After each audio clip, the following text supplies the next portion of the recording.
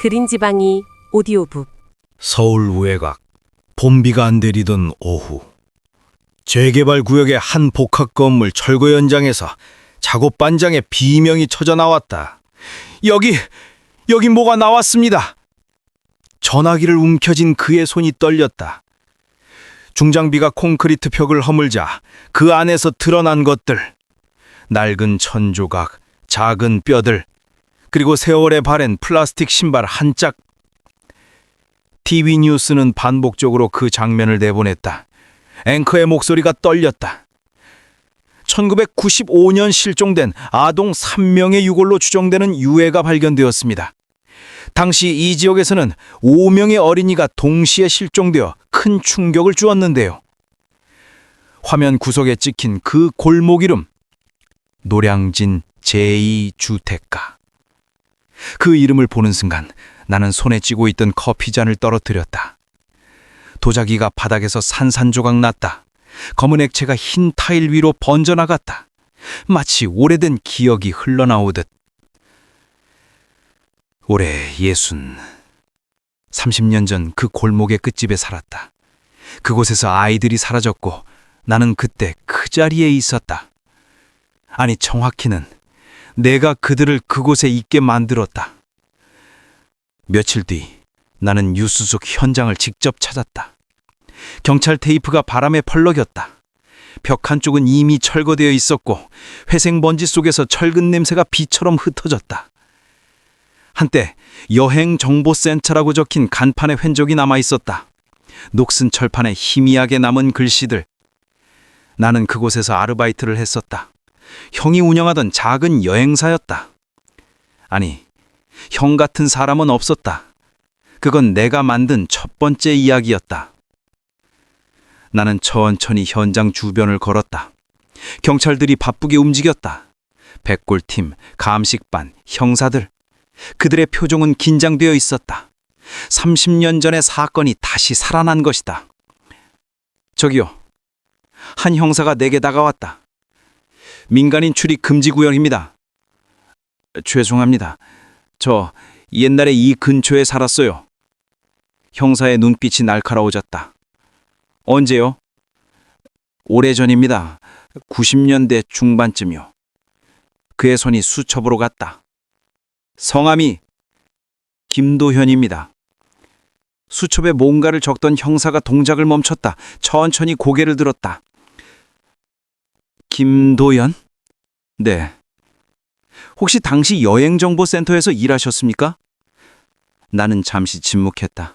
심장이 천천히 규칙적으로 뛰었다. 흥분도 불안도 없었다. 이건 내가 기다려온 순간이었다. 네, 맞습니다. 형사의 얼굴이 굳어졌다. 저희와 동행해 주시겠습니까? 물론입니다. 3부 신문. 경찰서 조사실. 형광등 불빛이 차갑게 내려앉았다. 내 앞에 앉은 젊은 형사는 오래된 파일을 펼쳤다. 누런 종이들, 희미한 사진들. 김도현 씨, 1995년 11월 23일. 당신은 어디 계셨습니까? 여행정보센터에 있었습니다. 누구와 함께요? 형과 함께요. 형분 성함은 김도연입니다. 형사가 다른 서류를 꺼냈다. 하지만 주민등록상 당신은 외동입니다. 나는 미소 지었다. 그렇군요. 제가 기억을 잘못했나 봅니다. 기억을 잘못했다고요? 형사의 목소리가 높아졌다. 30년 동안 형이 있다고 믿으셨단 말입니까? 사람의 기억이란 참 이상하지 않습니까? 때로는 없는 것을 만들어내기도 하고 있던 것을 지워버리기도 하죠. 형사는 사진 몇 장을 탁자 위에 놓았다. 흑백 사진, 아이들의 얼굴. 이 아이들 기억하십니까? 나는 사진들을 천천히 살펴봤다. 준호, 민지, 서연, 8살, 9살, 7살, 밝게 웃고 있는 얼굴들. 기억합니다. 동네 아이들이었죠. 당신 센터에 자주 왔다고 하던데요. 네, 여행 포스터를 보는 걸 좋아했어요. 애들이 꿈꾸는 눈으로 세계 지도를 들여다보곤 했죠. 그게 마지막으로 목격된 장소입니다. 당신의 센터가. 그랬나요? 형사가 책상을 쳤다. 장난치지 마십시오. 3명의 아이가 당신 건물 벽 속에서 나왔어요. 나는 여전히 침착했다. 그건 끔찍한 일이네요. 누가 그런 짓을 했을까요? 그날 밤 나는 석방되었다. 증거 불충분. 30년이라는 시간은 모든 흔적을 지워버렸다. DNA 샘플을 채취했지만 당시 기술로는 현장에서 아무것도 남기지 않았다. 집으로 돌아오는 길 비가 내렸다. 우산 없이 걷는 내 모습을 지나가는 차들의 불빛이 비추었다. 나는 천천히 웃었다. 30년. 그들은 30년을 찾았다. 하지만 나는 그보다 훨씬 오래 기다렸다. 이 순간을. 집에 도착해 옷을 벗으며 거울을 봤다. 예순의 얼굴, 주름, 흰 머리카락, 처진 피부. 하지만 눈은 여전히 살아있었다. 30의 눈. 지하실로 내려갔다. 낡은 상자들이 쌓여 있었다. 그중 하나를 열었다. 형의 낡은 노트. 실제로는 내 노트였다. 여행 노선, 도심 지도, 숙소 주소. 모두 정교하게 계획된 것들이었다. 그리고 그 사이사이 다른 메모들. 7시 23분. 준호. 오후 3시 15분 도착. 사탕으로 유인 성공. 7시 23분. 민지. 오후 3시 47분. 동생 찾는다는 말에 따라옴. 7시 23분. 서연. 오후 4시 20분. 강아지 본다며 지하실로 이동. 나는 페이지를 넘겼다. 더 오래된 날짜들. 1994년, 1993년. 다른 이름들. 수진. 1993년 8월 2일. 목을 조를 때 눈빛이 특이했음. 태민. 1994년 6월 15일. 마지막까지 엄마를 불렀음. 목소리 녹음 성공. 나는 노트를 덮었다. 카세트 테이프 같은 작은 상자를 꺼냈다. 재생 버튼을 눌렀다. 엄마, 여기 무서워요. 어린 목소리가 흘러나왔다. 울먹이는 소리, 두려움에 떠는 목소리. 나는 눈을 감았다. 그 감정들이 되살아났다. 힘, 통제, 완벽한 지배. 그들이 내게 애원할 때 그 전율. 다음 날 경찰서에서 연락이 왔다. 추가 조사가 필요하다고. 나는 정장을 입고 면도를 깨끗이 했다. 거울 속 내 모습은 평범한 노인이었다. 온화한 미소, 슬픈 눈빛, 완벽한 가면. 경찰서에 도착하자 이번엔 다른 형사가 나를 맞이했다. 중년의 여자 형사, 날카로운 눈빛. 저는 김은영 경감입니다. 앉으시죠. 그녀는 노트북을 열었다. 김도윤 씨, 당신에 대해 조사를 좀 했습니다. 그렇습니까? 1995년 이후 당신은 10번 이사를 했네요. 서울, 부산, 대구, 광주, 전국을 떠돌았습니다. 직장 때문이었습니다. 하지만 당신은 대부분 단기 계약직으로 일했어요. 2년 이상 한 곳에 머문 적이 없었네요. 성격상 한 곳에 정착하기 힘들었습니다. 김경감이 사진들을 펼쳤다. 부산 1997년 8살 여아 실종. 대구 1999년 9살 남아 실종. 광주 2001년 7살 여아 실종. 그녀가 나를 똑바로 봤다. 모두 당신이 거주하던 지역입니다. 나는 잠시 침묵했다. 그리고 천천히 말했다. 한국은 좁습니다. 수많은 사람들이 수많은 지역을 오가죠. 우연의 일치라고 생각하지 않으십니까? 저는 우연을 믿지 않습니다. 그렇다면 증거를 믿으시겠죠? 증거가 있습니까? 그녀의 턱이 굳어졌다. 아직은이라는 말씀은 앞으로도 없을 것이라는 뜻과 같습니다. 30년이 지났으니까요.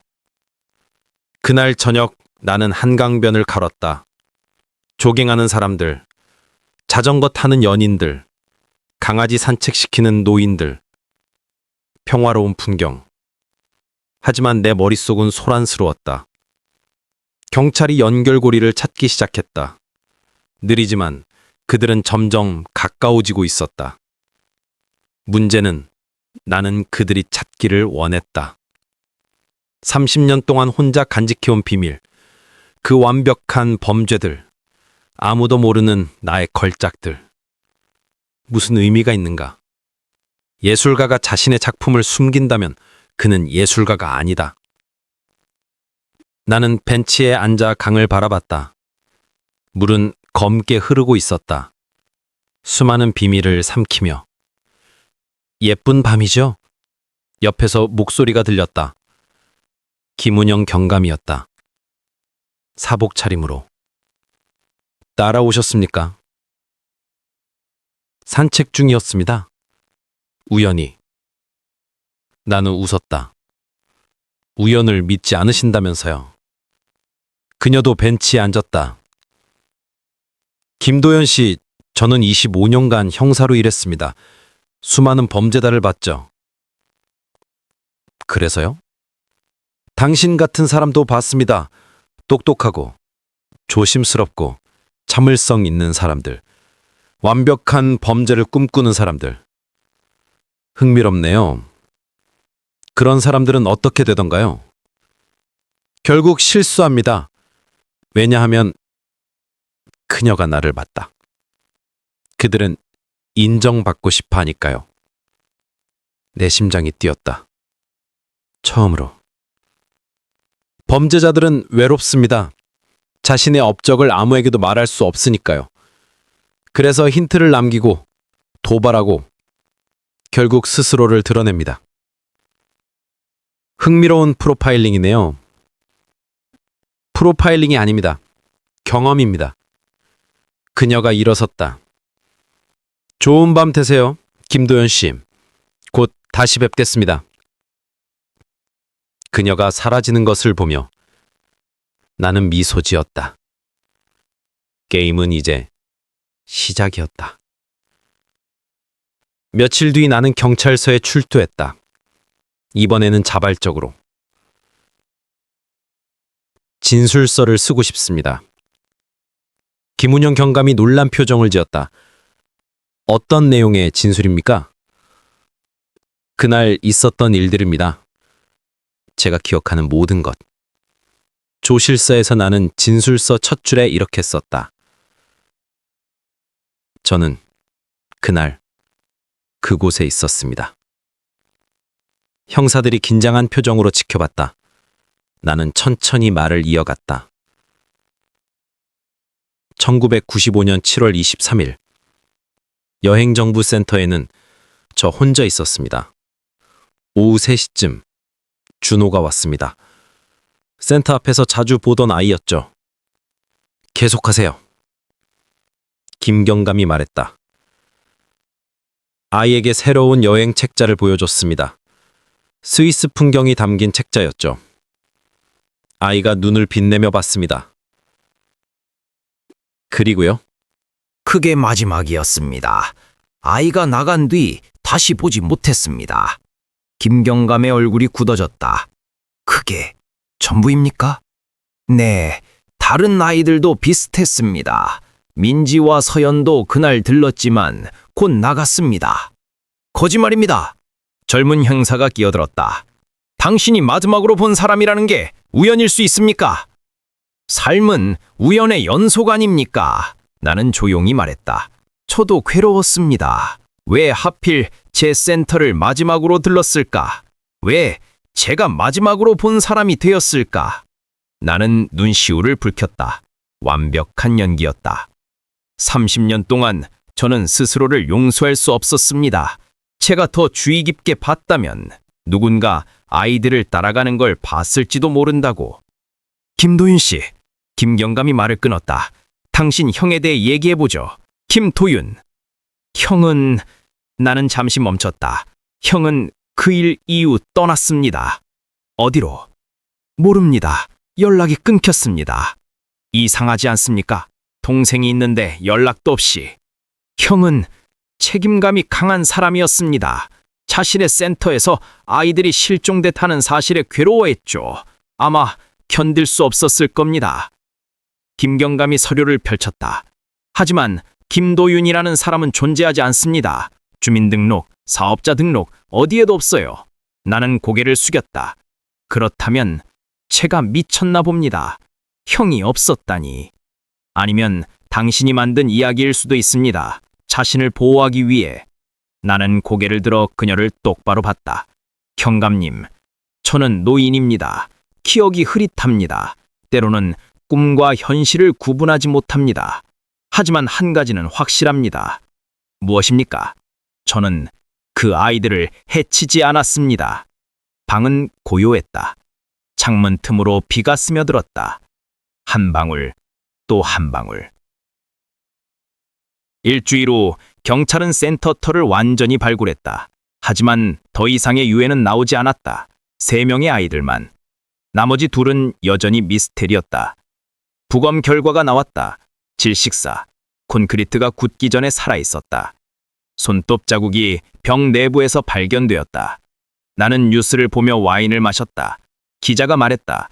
경찰은 당시 센터 관계자였던 60대 남성을 중점 조사 중이지만 물적 증거가 부족한 상황입니다. 완벽했다. 30년 전 나는 모든 것을 계획했다. 장갑, 머리카락 하나 남기지 않았다. 섬유 하나, 지문 하나 없었다. 하지만 뭔가 텅 빈 느낌이 들었다. 이게 끝인가? 그들이 포기하면 나는 다시 평범한 노인으로 돌아가는 것인가? 아니다. 이건 내가 원하는 결말이 아니었다. 나는 김은영 경감에게 손으로 직접 편지를 썼다. 경감님께 저는 30년 동안 혼자 살아왔습니다. 아내도 자식도 없이. 사람들은 제가 외로울 거라 생각하지만 전혀 그렇지 않았습니다. 저에게는 기억이라는 동반자가 있었니까요. 밤마다 저는 꿈을 꿉니다. 작은 손들이 벽을 긁는 꿈, 목소리들이 제 이름을 부르는 꿈. 그들은 저를 떠나지 않았습니다. 경감님은 진실을 찾고 싶어 하시겠죠. 하지만 진실이란 무엇입니까? 증거 없는 진실이 진실입니까? 아니면 증명된 거짓이 진실입니까? 나는 매일 그 센터터 앞에 갑니다. 국화를 놓고 기도합니다. 사람들이 봅니다. 착한 노인이라고 생각하겠죠. 죄책감에 사로잡힌 불쌍한 노인. 하지만 경감님은 아시죠? 제가 왜 거기 가는지. 다시 보기 위해서입니다. 제 작품을. 김도현. 올림. 편지를 붙이고 나는 센터터로 갔다. 카메라가 설치되어 있었다. 경찰의 감시 카메라. 나는 카메라를 보며 미소 지었다. 다음 날 경찰이 내 집을 압수수색했다. 영장을 가지고 나는 조용히 문을 열어주었다. 무엇을 찾으시나요? 증거입니다. 김은영 경감이 말했다. 당신 편지를 읽었습니다. 마음에 드셨나요? 자백으로 받아들이겠습니다. 나는 웃었다. 자백? 어디에 자백이 있었죠? 저는 꿈 얘기를 했을 뿐입니다. 노인의 악몽을. 형사들이 집을 뒤졌다. 옷장, 서랍, 침대 밑. 하지만 아무것도 없었다. 나는 모든 증거를 오래전에 태워버렸다. 지하실에서 한 형사가 외쳤다. 여기요! 김경감이 내려갔다. 나도 따라갔다. 상자들이 있었다. 내가 일부러 남겨둔 상자들. 형사가 하나를 열었다. 오래된 신문 스크랩. 1995년부터 2015년까지 전국의 아동 실종 사건들. 이게 뭡니까? 김경감이 물었다. 제 기록입니다. 잊지 않기 위한. 왜 전국의 사건을 모았습니까? 관심이 있었으니까요. 그 아이들이 어떻게 됐을까 항상 궁금했습니다. 다른 상자에서 지도가 나왔다. 한국 지도에 표시된 빨간 점들, 수십 개의 점. 이 표시들은 뭡니까? 제가 살았던 곳들입니다. 김경감이 신문 스크립과 지도를 비교했다. 그녀의 얼굴이 굳어졌다. 빨간 점들과 실종 사건 지역들이 거의 일치했다. 이건 증거입니다. 나는 조용히 말했다. 무엇의 증거지요? 제가 여행을 많이 다녔다는 증거입니까? 당신이 살인범이라는 증거입니다. 억측입니다. 상관관계가 인과관계는 아닙니다. 법정에서는 이런 걸 정황증거라고 하죠. 하지만 유죄 판결에는 물적 증거가 필요합니다. 김경감이 나를 붙잡았다. 당신이 했어요. 그 아이들을 죽인 게 당신이에요. 나는 그녀의 눈을 똑바로 봤다. 처음으로 가면을 벗었다. 증명해보세요. 나는 기소되었다. 살인죄. 하지만 검사는 정황 증거뿐 직접 증거가 없었다. 재판은 미디어의 주목을 받았다. 30년 만에 드러난 연쇄 살인마. 한국의 몬스터. 기자들은 나를 악마로 그렸다. 법정에 섰을 때 나는 평온했다. 방충객들이 나를 증오의 눈빛으로 봤다. 유가족들이 울부짖었다. 하지만 나는 알았다. 법은 감정이 아니라 증거로 말한다는 것을. 검사가 신문했다. 피고인, 1995년 10월 23일, 당신은 무엇을 했습니까? 여행정보센터에서 일했습니다. 3명의 아이가 그라 실종되었습니다. 모두 당신 센터를 마지막으로 들렀습니다. 불행한 우연입니다. 우연이라고요? 당신이 살던 모든 지역에서 아동 실종 사건이 발생했습니다. 한국은 좁습니다. 아동 실종은 안타깝게도 흔한 범죄입니다. 검사가 편지를 꺼냈다. 이 편지에서 당신은 제 작품이라고 썼습니다. 무슨 의미입니까? 은유입니다. 문학적 표현이지요. 문학적 표현? 검사의 목소리가 높아졌다. 당신은 범죄 현장을 예술 작품이라고 부른 겁니다. 해석의 문제입니다. 변호사가 일어섰다. 이의 있습니다. 검사는 추측의 근거에 피고인을 몰아가고 있습니다. 인정합니다. 판사가 말했다. 검사는 좌절한 표정이었다. 며칠간의 심리 끝에 판결이 나왔다. 증거 불충분, 무죄! 법정이 술렁이었다. 유가족들이 비명을 질렀다. 기자들이 달려들었다. 나는 조용히 미소 지었다. 법정 밖으로 나왔을 때 플래시 세례가 쏟아졌다. 김도연 씨, 정말 무죄입니까? 유가족들께 하실 말씀은 다시 살인을 저지를 건가요? 나는 마이크 앞에 섰다. 카메라들이 나를 향했다. 저는 결백합니다. 법정이 그것을 증명했습니다. 유가족 분들께는 진심으로 위로의 말씀을 드립니다. 하지만 저는 범인이 아닙니다. 그럼 진짜 범인은 누구라고 생각하십니까? 나는 잠시 침묵했다. 그리고 천천히 말했다. 그건 경찰이 찾아야 할 일입니다. 저도 진실이 밝혀지길 바랍니다. 완벽한 대답이었다. 그날 밤 나는 혼자 와인을 마셨다. TV에서는 내 얼굴이 반복해서 나왔다. 논평가들이 말했다. 법적으로는 무죄지만 국민정서상 유죄다. 증거가 없다는 것이 결백을 의미하지는 않는다. 저런 사람이 거리를 활보한다는 게 믿어지지 않는다. 나는 화면을 보며 웃었다. 그들은 알고 있었다. 모두가 알고 있었다. 하지만 아무것도 할 수 없었다. 며칠 뒤 나는 서점에 갔다.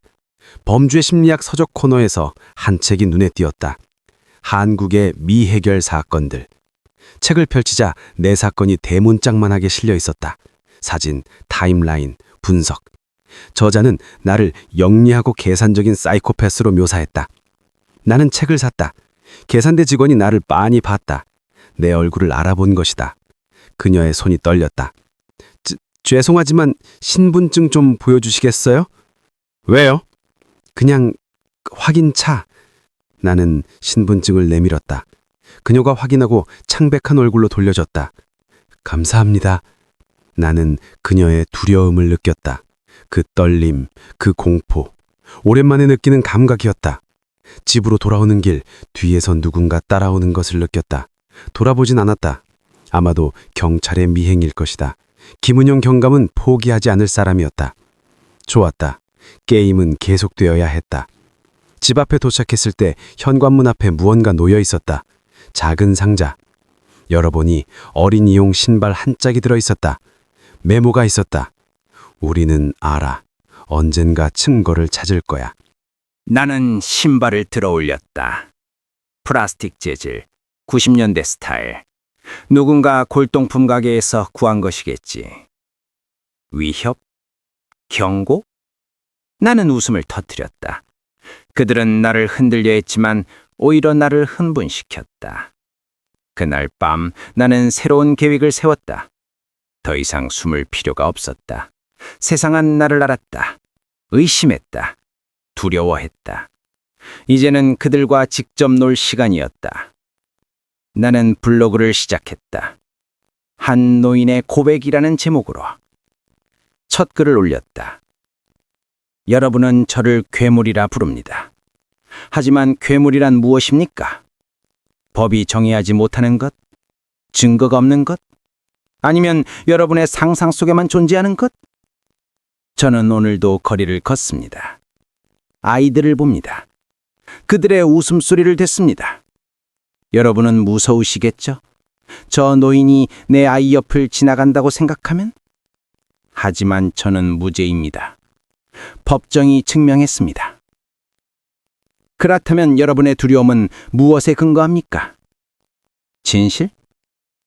아니면 미디어가 만든 이미지? 저는 질문합니다. 여러분은 정말 진실을 원합니까? 아니면 그저 누군가를 증오할 대상이 필요한 것뿐입니까? 글을 올리고 1시간 만에 조회수가 10만을 넘었다. 댓글이 폭주했다. 이 미친놈이 또 경찰은 뭐하나? 당장 감옥에 쳐넣어야! 사형시켜라! 하지만 그 사이에 다른 댓글들도 있었다. 법적으로 무죄면 무죄 아닌가? 증거도 없이 몰아가는 건 마녀사냥.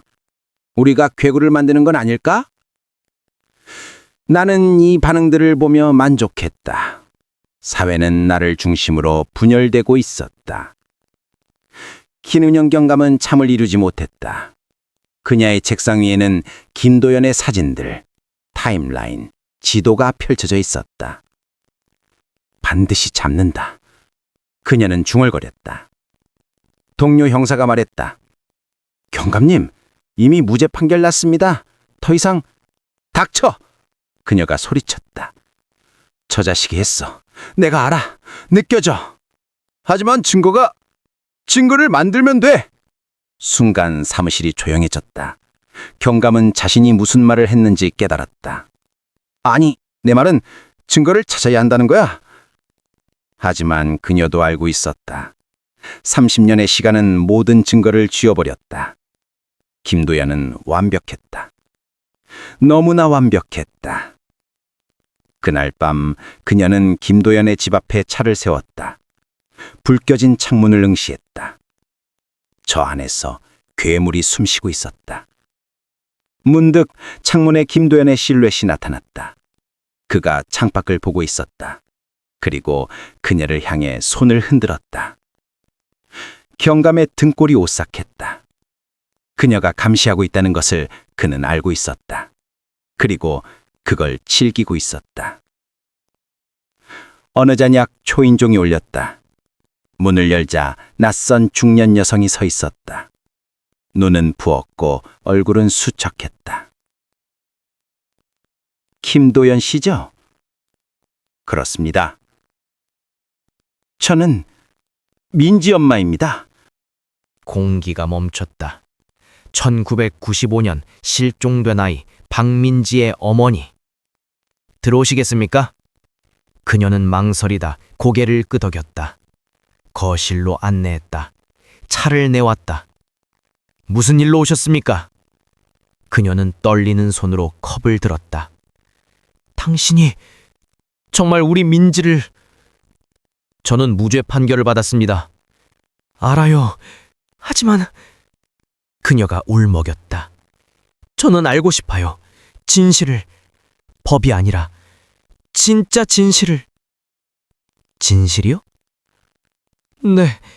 우리 민지가 마지막에 무슨 말을 했는지, 아팠는지, 무서웠는지. 나는 그녀를 바라봤다. 30년의 고통이 새겨진 얼굴, 끝나지 않은 악몽. 나는 천천히 말했다. 만약 제가 알고 있다면 말씀드리는 게 위로가 될까요? 그녀가 눈을 크게 떴다. 그럼 알고 계세요? 가정입니다. 만약이라고 했습니다. 제발요. 그녀가 무릎을 꿇었다. 제발 말해주세요. 우리 민지가 얼마나 아파했는지, 저를 찾았는지. 제발. 나는 그녀의 머리 위를 내려다봤다. 완벽한 권력의 순간이었다. 한 인간의 영혼이 내 발 앞에 무릎을 꿇고 있었다. 일어나세요. 나는 부드럽게 말했다. 그녀가 고개를 들었다. 눈물로 범벅된 얼굴. 민지는 나는 거짓말을 시작했다. 평화롭게 갔을 겁니다. 아마 아프지 않았을 거예요. 그리고 마지막까지 어머니를 생각했겠죠. 그녀가 흐느꼈다. 정말요? 정말 그랬을까요? 네, 저는 그렇게 믿습니다. 거짓말이었다. 민지는 마지막까지 비명을 질렀다. 콘크리트가 굳기 전까지. 하지만 그녀는 이 거짓말을 진실로 받아들였다. 왜냐하면 그게 그녀가 듣고 싶은 말이었으니까. 그녀가 떠난 뒤 나는 거울을 봤다. 내 얼굴은 평온했다. 감정의 흔적이 없었다. 완벽한 빈 껍데기. 일주일 뒤 김운영 경감이 찾아왔다. 이번엔 공식 방문이 아니었다.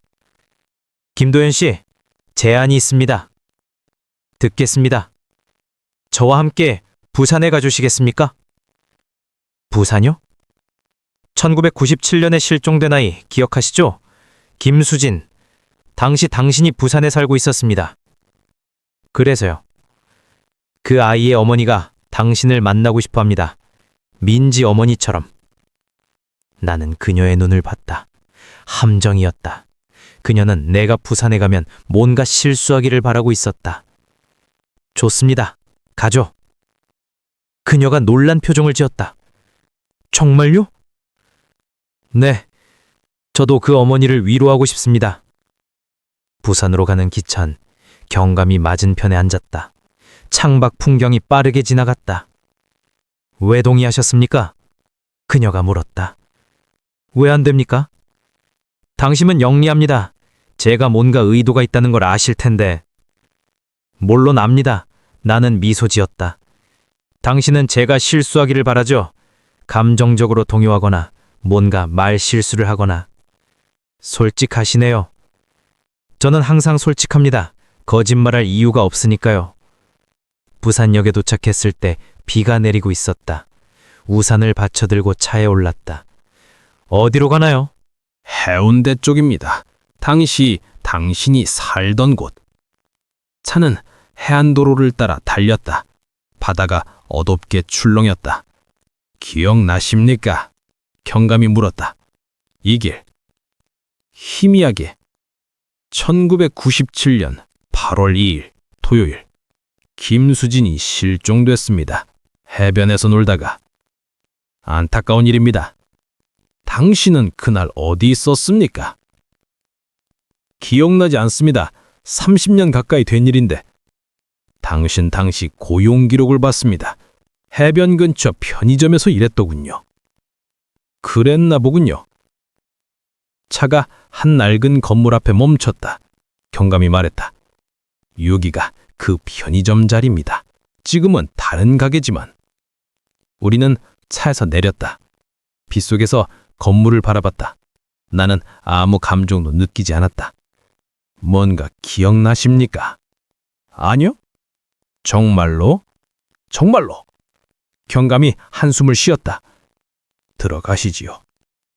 건물 안은 이제 카페였다. 주인이 우리를 맞았다. 경찰분이시죠? 전화 받았습니다. 네. 지하실을 볼 수 있을까요? 지하실이요? 거기는 창고인데. 괜찮습니다.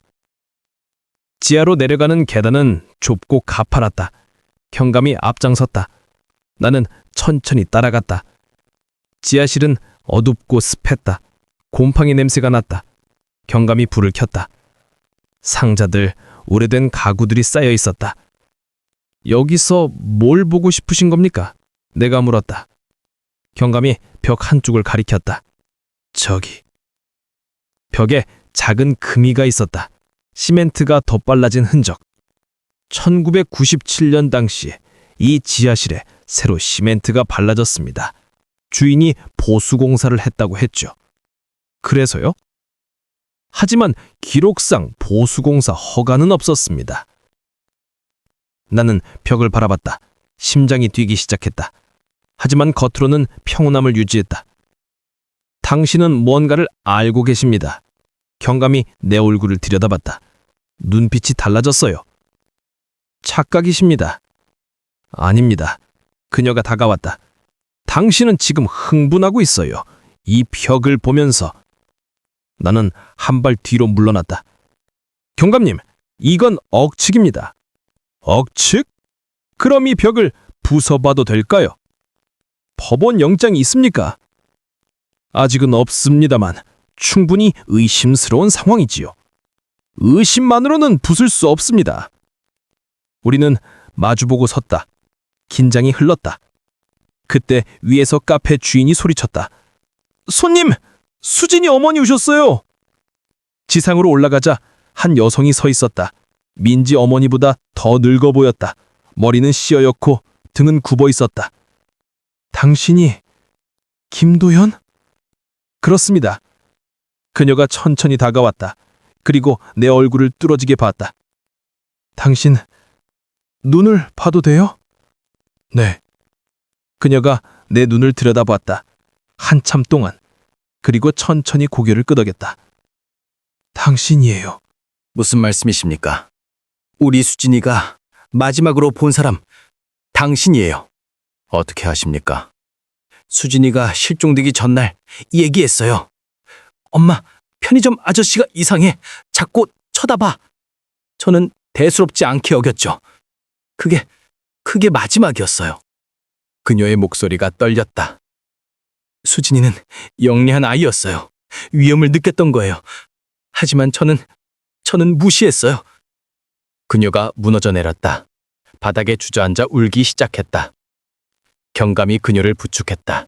나는 그 광경을 내려다봤다. 어머니. 나는 조용히 말했다. 저는 그날 수진을 보지 못했습니다. 그녀가 고개를 들었다. 눈물로 범벅된 얼굴. 거짓말. 그녀가 속삭였다. 당신은 거짓말하고 있어요. 눈빛이 말해요. 어머니, 슬픔이 당신의 판단을 흐리고 있습니다. 아니에요. 저는 30년 동안 당신을 찾았어요. 수진이를 데려간 그 눈빛을. 경감이 개입했다. 어머니, 진정하세요. 하지만 수진 어머니는 멈추지 않았다. 당신은 괴물이에요. 인간이 아니에요. 어떻게 아이들을. 그녀가 내게 달려들려 했다. 경감과 카페 주인이 말렸다. 당신은 지옥에 갈 거예요. 반드시. 그녀의 저주가 귓가에 울렸다. 하지만 나는 여전히 평온했다. 우리는 카페를 나왔다. 비는 더욱 세차게 내렸다. 만족하십니까? 내가 경감에게 물었다. 무엇을요? 저를 그 어머니와 만나게 해서 제가 동요하기를 바랐겠죠. 경감이 나를 봤다. 당신은 정말 아무것도 느끼지 않는군요. 느끼죠. 동정심을. 거짓말 마세요. 아닙니다. 저는 그 어머니들이 불쌍합니다. 진심으로. 하지만 죄책감은 없죠. 나는 잠시 침묵했다. 그리고 처음으로 솔직하게 대답했다. 죄책감은 자신이 잘못했다고 느낄 때 생깁니다. 하지만 만약 누군가가 그것을 잘못이라고 생각하지 않는다면. 경감의 얼굴이 창백해졌다. 당신은 지금 자백하는 겁니까? 아니요. 나는 미소 지었다. 가정법입니다. 만약이라고 했죠. 20부 최후의 고백. 서울로 돌아오는 기차 안. 경감은 침묵했다. 나는 창밖으로 봤다. 경감님. 당신은 평생 저를 쫓을겠죠. 그가 나를 봤다. 당연합니다. 하지만 증거는 없습니다. 앞으로도 찾을 겁니다. 30년도 못 찾은 것을요. 당신이 실수할 때까지 기다릴 겁니다. 나는 웃었다. 저는 실수하지 않습니다. 모든 범죄자는 그렇게 생각하죠. 마지막 순간까지. 기차가 터널로 들어갔다. 창문이 검게 변했다. 경감님, 하나 물어봐도 될까요? 뭡니까? 만약 제가 정말로 범인이라면 당신은 어떻게 하시겠습니까? 증거 없이 확신만 있다면. 그녀는 대답하지 않았다. 법을 어기실 건가요? 증거를 조작하실 건가요? 아니면 직접 저를 탁 치세요. 나는 미소 지었다. 당신도 아시겠죠? 법은 때로 정의를 보호하지 못한다는 것을. 괴물은 그 틈 사이에서 살아갑니다. 당신은 괴물이 아닙니다. 경감이 조용히 말했다. 네? 괴물은 인간이 아닌 것을 뜻합니다. 하지만 당신은 인간입니다. 가장 끔찍한 종류의 인간. 선택할 수 있었지만 악을 선택한. 그녀의 말이 심장을 찔렀다. 처음으로 내 안에서 뭔가가 흔들렸다. 경감님, 저를 이해하는군요. 이해하지 않습니다. 당신 같은 사람이 존재하는 것을 압니다. 그게 이해 아닙니까? 기차가 터널을 빠져나왔다. 햇살이 쏟아졌다. 서울역에 도착했다. 경감과 헤어지며 나는 말했다. 다음에 또 뵙겠습니다. 반드시 잡겠습니다. 기대하겠습니다. 집으로 돌아오는 길 편의점에 들렀다. 계산대 아르바이트생은 어린 대학생이었다. 20쯤 되어 보였다. 물건을 계산하며 나는 그녀의 이름표를 봤다. 민서. 이분 이름이네요. 그녀가 어색하게 웃었다. 감사합니다. 학생이신가요? 네, 대학교 2학년이요. 무슨 전공? 심리학이요. 아, 심리학. 흥미롭네요. 사람의 마음을 이해하고 싶으신가 봐요. 네, 그런 편이에요. 나는 물건을 받으며 말했다. 사람의 마음은 복잡합니다. 때로는 본인도 이해하지 못하죠. 그녀가 끄덕였다. 맞아요. 그래서 흥미로워요. 나는 미소 지으며 나왔다. 집에 도착해 TV를 켰다. 뉴스에서 내 이야기가 나왔다. 무죄 판결을 받은 김도연 씨 부산 방문 논란. 유가족들 분노. 나는 채널을 돌렸다. 다른 뉴스. 또 채널을 돌렸다. 한 시민단체 김도현 처벌법 제정 청원. 하지만 소급입법 불가 원칙으로 무산될 듯. 나는 와인잔을 들어 TV를 향해 건배했다. 여러분의 분노의 건배.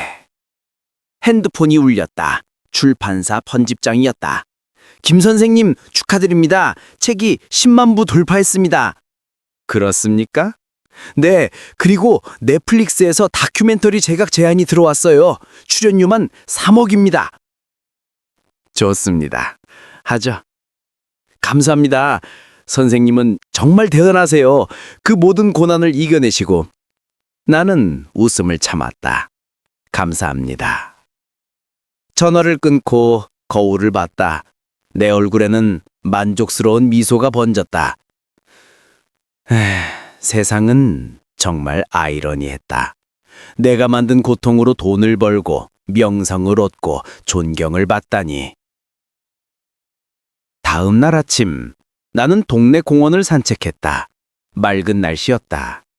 어린이 놀이터에서 아이들이 놀고 있었다.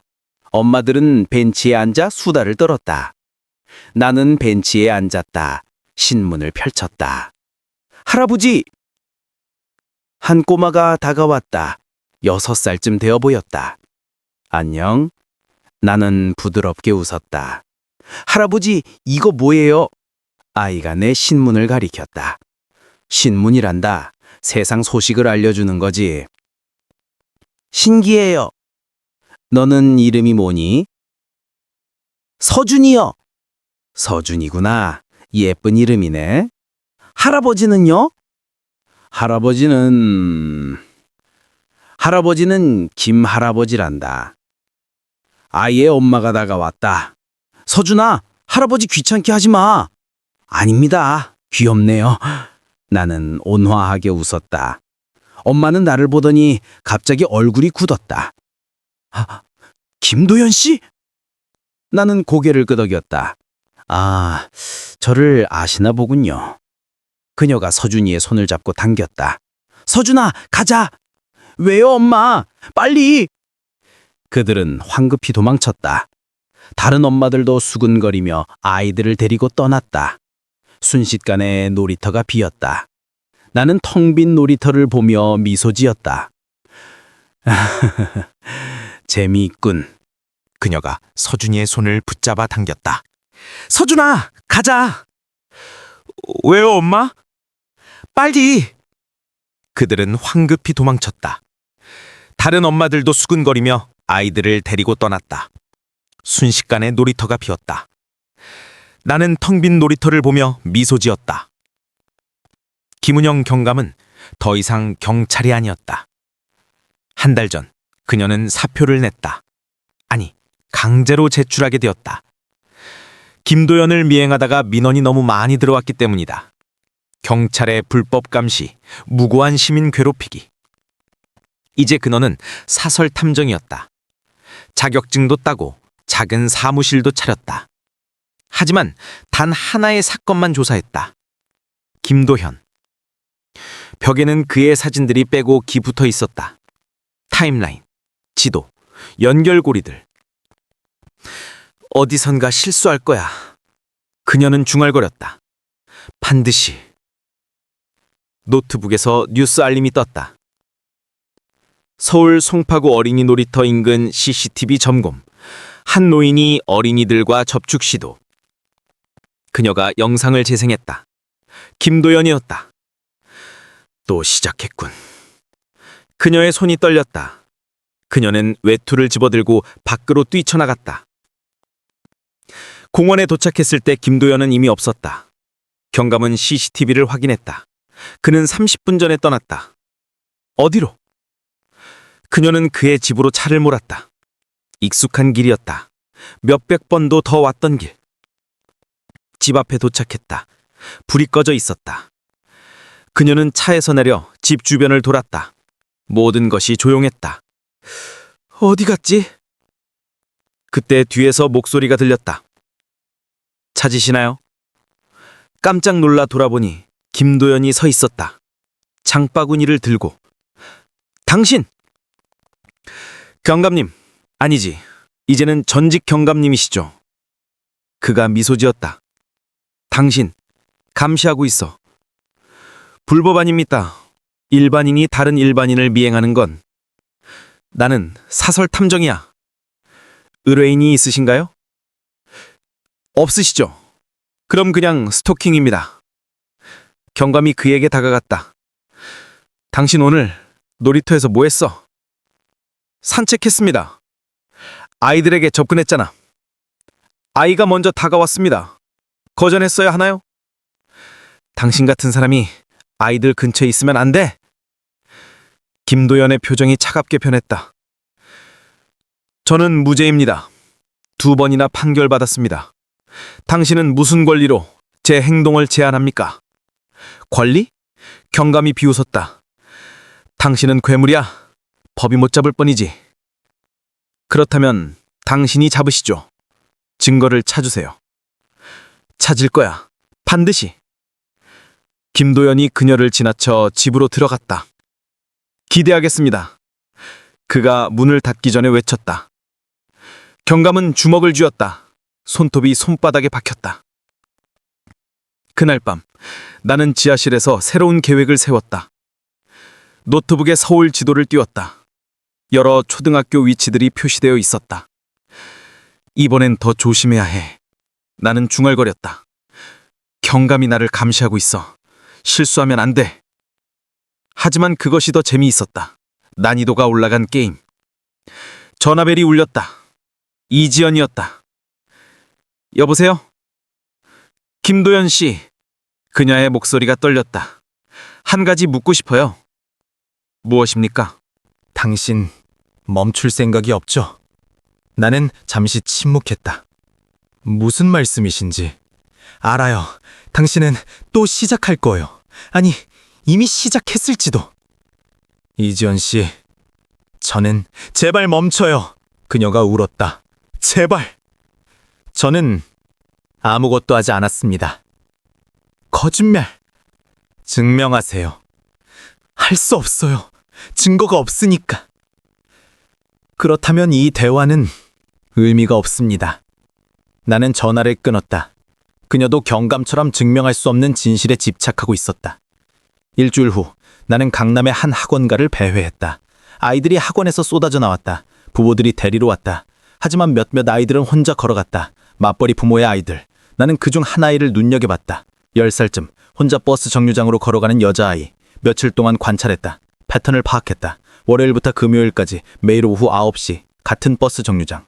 혼자. 완벽한 표적이었다. 하지만 조심해야 했다. CCTV가 많았다. 나는 다른 방법을 생각했다. 김은영은 밤마다 악몽을 꿨다. 아이들의 비름소리, 콘크리트 벽 속에서 들리는 울음, 그리고 김도연의 웃음소리. 깨어나면 온몸이 땀으로 젖어 있었다. 미치겠어. 그녀는 침대에 앉아 머리를 감쌌다. 그녀는 김도연의 일거수일투를 감시했다. GPS 추적기를 그의 차에 붙였다. 불법이었지만 상관없었다. 며칠 전부터 그는 강남 학원가를 배회했다. 뭘 하려는 거지? 그녀는 멀리서 들키지 않게 그곳에도 가서 감시했다. 그리고 그가 한 아이를 주시하는 것을 봤다. 안 돼. 그녀의 심장이 빨리 뛰었다. 그녀는 그 아이의 뒤를 쫓았다. 집까지 따라갔다. 아파트 1층에서 초인종을 눌렀다. 누구세요? 인터폰에서 여자 목소리가 들렸다. 경찰, 아니 사설탐정입니다. 급한 일이 있어서요. 잠시 후 30대 후반 피곤해 보이는 얼굴을 한 여성이 내려왔다. 무슨 일이세요? 혹시 따님이 혼자 학원 다니시나요? 네, 제가 야근이 많아서요. 무슨 일 있어요? 위험한 사람이 따님을 주시하고 있습니다. 여성의 얼굴이 창백해졌다. 누구요? 김도연이라는 사람입니다. 그 사람, TV에 나온... 네, 당분간 따님 혼자 다니지 않게 마세요. 알겠습니다. 감사합니다. 경감은 돌아서 나왔다. 이렇게라도 막아야 해. 그녀는 생각했다. 며칠 후 나는 다시 그 버스 정류장에 갔다. 하지만 그 아이가 나타나지 않았다. 다음 날도 그 다음 날도. 이상하네. 나는 학원 앞에서 기다렸다. 아이가 나왔다. 하지만 엄마가 함께 있었다. 엄마는 나를 보더니 아이를 꼭 끌어안았다. 경계하는 눈빛. 누가 알려줬나? 나는 차로 돌아왔다. GPS 추적기를 발견했다. 김은영. 나는 중얼거렸다. 그녀가 나를 막고 있었다. 나는 추적기를 떼내어 쓰레기통에 버렸다. 게임이 더 재미있어지는군. 그날 밤 나는 경감의 사무실을 찾아갔다. 문을 두드렸다. 경감님, 저예요. 문이 열렸다. 경감이 나를 노려봤다. 무슨 일이야? 들어가도 될까요? 싫어. 그럼 여기서 얘기하죠. 나는 미소 지었다. GPS 추적기 불법입니다. 증거 있어? 없습니다. 버렸으니까. 하지만 경고하러 왔습니다. 경고? 그녀가 비웃었다. 나한테? 네. 계속 방해하시면 법적 조치를 취하겠습니다. 해봐. 난 당신을 막을 거야. 어떤 방법을 써서라도. 불법적인 방법으로요? 필요하다면. 나는 그녀에게 다가갔다. 얼굴이 가까워졌다. 경감님, 당신은 선을 넘고 있습니다. 조심하세요. 당신이 범죄자가 될 수도 있으니까. 당신 때문이야. 그녀가 떨렸다. 당신이 나를 이렇게 만들었어. 아니요. 당신의 집착이 당신을 만들었습니다. 나는 돌아섰다. 좋은 밤 되세요.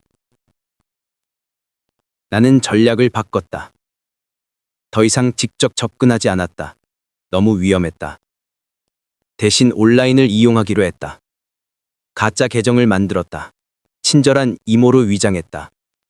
SNS에서 아이들을 찾았다. 부모가 관리하지 않는 계정들. 안녕? 너 정말 예쁘다. 학교 생활 재미있어? 혹시 게임 좋아해? 이모가 선물 줄게. 천천히, 조심스럽게 다가갔다. 49부. 이지연의 선택. 이지연은 더 이상 참을 수 없었다. 그녀는 김인영 경감을 찾아갔다. 도와주세요. 뭘 도와줘요? 김도연을 막아야 해요. 경감이 그녀를 봤다. 당신도 알고 있군요. 그가 뭔지. 네, 저는 처음부터 알고 있었어요. 그런데 왜 가만히 있었어요? 증거가 없어서요. 그리고 두려웠어요. 이제는? 이제는 더 두려워요. 그가 또 아이를 죽일까봐. 경갑이 끄덕였다. 함께 막읍시다. 어떻게요? 어떤 방법을 써서라도. 두 여자는 마주봤다. 같은 결심이 눈빛에 담겨 있었다. 법이 막지 못한다면 그들이 직접 막을 것이다.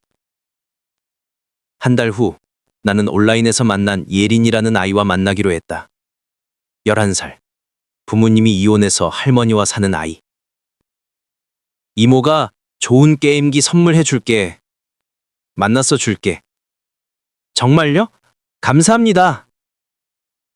내일 강남역 10번 출구에서 만나자. 오후 3시. 네. 나는 설렜다. 오랜만에 느끼는 기대감. 다음 날 나는 강남역으로 갔다. 평범한 옷차림, 마스크, 모자. 3시 정각. 한 여자아이가 나타났다. 이모! 예린아, 왔구나! 아이가 다가왔다. 자, 이모 차에 타자. 거기 선물 있어. 네. 하지만 차에 타려는 순간 주변에서 사람들이 쏟아져 나왔다. 경찰들이었다. 꼼짝마! 경찰이다! 나는 얼어붙었다. 김은영이 나타났다. 그녀 옆에 이지연이 있었다. 걸렸어, 김도연. 경감이 미소 지었다. 이게 무슨? 예린이는 우리가 연기를 시킨 거야. 어린이 연기자지. 나는 그제야 깨달았다. 함정이었다. 하지만 증거가... 내가 말하려 했다. 있어. 이지연이 핸드폰을 보여줬다. 당신과 예린이의 모든 대화. 차에 타자. 선물 줄게. 미성년자 유인시도. 명백한 범죄야. 내 머릿속이 하얘졌다. 게다가 경감이 수갑을 꺼냈다. 우리는 당신 집을 수색했어. 영장도 받고. 불법이야. 합법이야. 온라인 아동 유인범 체포영장. 방금 전에 발부받았어. 수갑이 채워졌다. 당신 지하실에서 재미있는 것들 많이 나왔어. 노트, 테이프, 기념품들. 30년치. 내 온몸이 얼어붙었다. 그리고 DNA 샘플도 채취했어. 오래된 증거물들과 대조할 거야. 안 돼. 됐어. 이번엔 진짜야. 나는 경찰차에 실렸다. 사이렌이 울렸다. 창창 밖으로 지나가는 사람들이 보였다. 핸드폰으로 찍고 있었다. 30년 연쇄살인범 현행범 체포. 뉴스가 터졌다. 조사실에서 나는 변호사와 함께 앉아 있었다. 진술 거부할 겁니다. 변호사가 말했다. 하지만 경감이 증거들을 하나씩 펼쳤다. 노트에 적힌 아이들의 이름들, 날짜들, 세세한 묘사들, 테이프에 녹음된 목소리들, 기념품들, 작은 신발, 옷 조각, 머리핀. 이게 뭡니까? 경감이 물었다. 나는 대답하지 않았다. DNA 검사 결과 나왔습니다. 다른 형사가 서류를 가져왔다. 노량진 현장의 유해들과 피고인의 DNA를 대조한 결과. 잠시 침묵. 피고인의 다액 성분이 희생자들의 옷에서 검출되었습니다. 내 심장이 멈췄다. 불가능해. 나는 중얼거렸다. 모두 태웠는데. 다 태우지 못했나 봐. 경감이 웃었다. 지하실 구석에 숨겨둔 상자 하나 기억나나? 침묵. 그 안에 첫 번째 희생자의 옷이 있었어. 당신 침이 묻은 채로. 나는 무너졌다. 김도연, 당신은 이제 끝이야. 두 번째 재판은 첫 번째와 완전히 달랐다. 이번엔 증거가 넘쳤다. 물적 증거, DNA, 녹음, 진술. 검사가 말했다. 피고인은 30년간 13명의 아동을 살해했습니다. 그리고 최근에도 범행을 시도했습니다. 변호사는 할 말이 없었다. 유가족들이 방청석에 앉아 울었다. 하지만 이번엔 슬픔보다 안도의 눈물이었다. 드디어! 판결이 내려졌다. 피고인 김도연에게 사형을 선고한다. 방청석에서 박수가 터졌다. 나는 고개를 숙였다. 처음으로 패배를 인정했다. 경감이 승리의 미소를 지으며 나를 봤다. 사형숙 한 방. 좁도 어두운 공간. 하루 23시간을 여기서 보냈다. 더 이상 게임은 없었다. 더 이상 통제력도 없었다. 나는 벽을 바라보며 생각했다. 어디서 실수했을까? 지하실의 그 상자, 왜 버리지 않았을까? 왜 간직했을까? 아, 기억났다. 기념품이었다. 첫 번째 희생자의 기념품. 그 집착이 날 무너뜨렸다. 사형 집행이 정해졌다. 3개월 후. 그 전에 마지막 면회기계 왔다. 김운영이었다. 왜 왔습니까? 나는 물었다. 당신 얼굴을 보려고. 만족스럽습니까? 매우. 우리는 유리를 사이에 두고 마주봤다. 한 가지 물어봐도 될까요? 나는 말했다. 뭔데? 당신은 불법도 저질렀죠. GPS, 무단수색 준비. 그래. 왜? 당신을 막기 위해서. 그녀가 단호하게 말했다. 법이 못 막으면 내가 막는 거야. 당신도 범죄자가 된 거네요.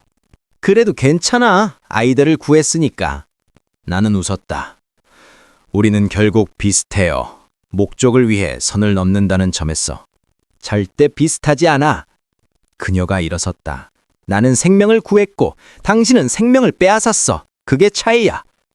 그녀가 떠났다. 나는 혼자 남았다. 사형 집행일. 의자에 앉았다. 끈이 묶였다. 나는 마지막 식사를 거부했다. 목사가 왔지만 거절했다. 회개하시겠습니까? 교도관이 물었다. 아니요. 유언은? 없습니다.